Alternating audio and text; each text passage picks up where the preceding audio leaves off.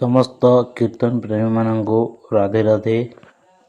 ଆପଣମାନେ ଜାଣିଥିବେ ଯେ ଆମର ପଶ୍ଚିମ ଓଡ଼ିଶାର ଜଣାଶୁଣା କୀର୍ତ୍ତନ ଗାୟିକା ଇତିଶ୍ରୀ କର ଭଉଣୀଙ୍କ, ଯିଏକି ପଶ୍ଚିମ ଓଡ଼ିଶା ତଥା ସାରା ଓଡ଼ିଶାରେ କୀର୍ତ୍ତନ ଗାୟିକା ହିସାବରେ ନାମ ଅର୍ଜିତ କରୁଛନ୍। ତ ଦର୍ଶକ ବନ୍ଧୁମାନେ, ବର୍ତ୍ତମାନ ସମୟରେ ଇତିଶ୍ରୀ କର ଭଉଣୀଙ୍କ ଭିଡ଼ିଓଟି ଭାଇରାଲ ହେଉଛି, ଯେନ୍ଟାକି କିଛି ଲୋକ ଏଆଇରୁ ବନାଲା ଭିଡ଼ିଓ କହୁଛନ୍ତି, ଆଉ କିଛି ଲୋକ ରିଏଲ୍ ଭିଡ଼ିଓ କହୁଛନ୍। କିନ୍ତୁ ସେ ଭିଡ଼ିଓଟା ଏଆଇରୁ ଆକ୍ଚୁଆଲି ବନାଲା ଭିଡ଼ିଓ।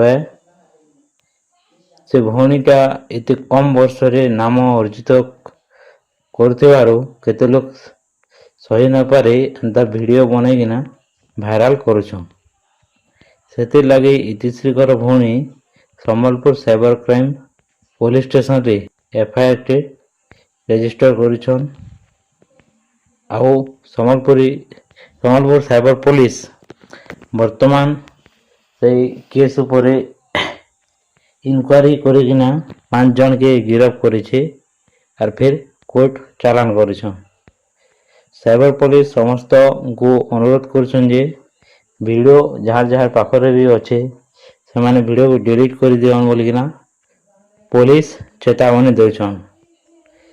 ଆଉ ଭାଇମାନେ, ଜଣଙ୍କର ଭିଡ଼ିଓକେ ଭାଇରାଲ କରି ସେୟାର କରିବାଟା ବହୁତ ବଡ଼ ଭୁଲ ହେ।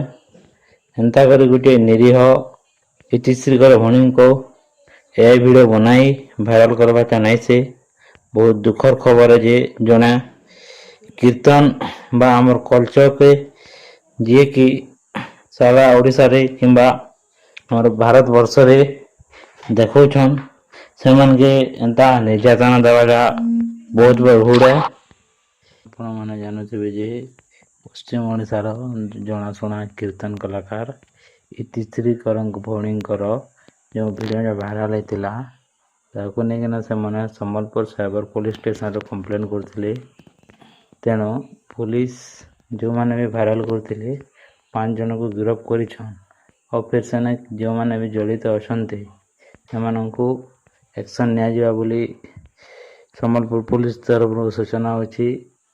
ଏବଂ ଭଉଣୀଙ୍କର ଯେଉଁ ଭିଡ଼ିଓଟା ଭାଇରାଲ ହୋଇଛି, ସେ ଭିଡ଼ିଓଟିକୁ ଭାଇରାଲ କରିବାଟା ଭୁଲ ହେ। ଯେ ଜଣେ କେତେ ମେହନତ କରିକିନା ନିଜର ନାମ କମାଇছে, ପଶ୍ଚିମ ଓଡ଼ିଶାରେ ଭାଇରାଲ ହେଇଛି କୀର୍ତ୍ତନ ଗାୟିକା ହିସାବରେ ବହୁତ ସୁନ୍ଦର ଗାଇସନ୍। କିନ୍ତୁ ସେମାନଙ୍କୁ ସହି ନାଇଁ ପାରିକିନା କେତେ ଜଣ ଅଛନ୍ ଯେନ୍ମାନେ କି ଏଆଇ ରିଲେଟେଡ଼ ୟୁଜ୍ କରିକିନା ଭିଡ଼ିଓ ବନେଇକିନା ଭାଇରାଲ କରୁଛନ୍। ଏନ୍ତା ନାଇଁ କରବାର କଥା। କିନ୍ତୁ ବର୍ତ୍ତମାନ ପୁଲିସ ଏବେ ସବକେ କ୍ରାକ୍ କରୁଛେ। ଟ୍ରାକ୍ କଲା ପରେ ବର୍ତ୍ତମାନ 5 ଜଣକେ ତ କୋର୍ଟ ଚାଲାଣ କରିବେ ଏବେ। ଆଉ ଫିର୍ ଯେନ୍ମାନେ ବି ସେନୁ ସେନକେ ଭାଇରାଲ ହେଇ କରିଛନ୍, ସବକେ ଟ୍ରାକ୍ କରିକିନା ପୁଲିସ ଧରବେ, ସାଇବର ପୁଲିସ ବାଡ଼େ। ଯେନ୍ମାନ ପାଖେ ବି ଭିଡ଼ିଓ